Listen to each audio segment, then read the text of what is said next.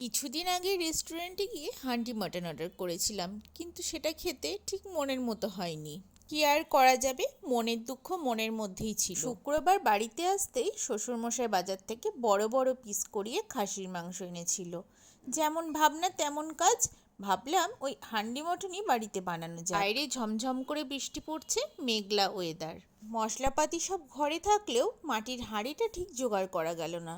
তাতে কি হয়েছে, হান্ডি মটন কি হবে না?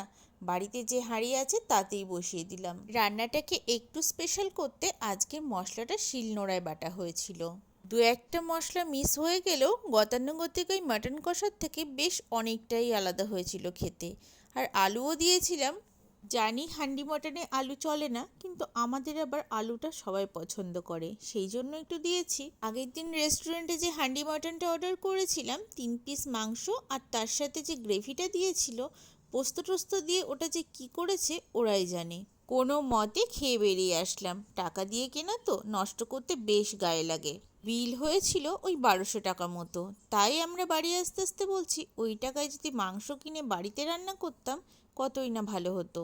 হান্ডি মটনে পেঁয়াজটা আমি দেখেছি কাঁচাই দেওয়া হয়, কিন্তু আমি একটু ভেজে দিচ্ছি, এতে কালারটা ফ্লেভারটা বেশ ভালো আসে। যেহেতু কোনো প্রস্তুতি ছাড়াই রান্না করেছিলাম, তাই এটাই মাটন কষার হান্ডি মটনের মাঝামাঝি একটা কোনো রেসিপি হয়েছে, তবে খেতে বেশ ভালো হয়েছিল। এখানে ভাজা পেঁয়াজ দিয়ে দিয়েছি, আদা রসুন যে বাটাটা ছিল সেটা দিলাম, আর দিলাম একটা গোটা টমেটো, আরও কিছুটা কাঁচা পেঁয়াজকে আমি থেতো করে দিলাম। দিয়ে দিলাম ওই বানিয়ে রাখা ভাজা মশলাটা, দিচ্ছি পরিমাণ মতো হলুদ, আর দিলাম কাঁচা সর্ষের তেল। আর মাংসটাকে আমি 3-4 ঘন্টা আগে লবণ, হলুদ, তেল আর একটু টক দই দিয়ে ম্যারিনেট করে রেখেছিলাম।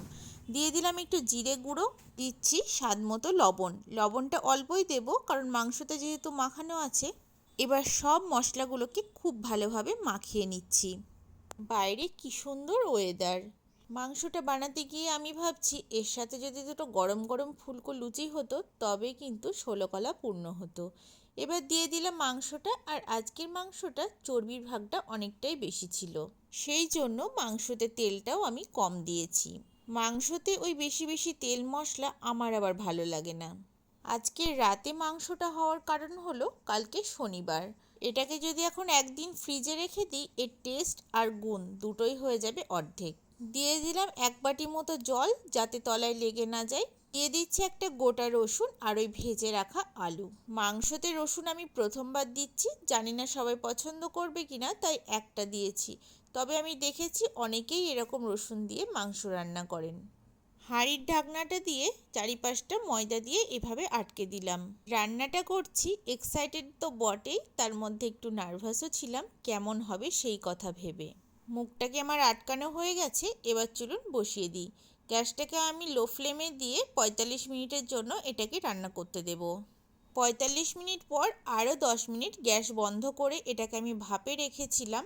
আর কি খাসা দেখতে হয়েছে দেখুন, গন্ধটা বেরিয়েছিল সুন্দর, আর খেতেও হয়েছিল দুর্দান্ত।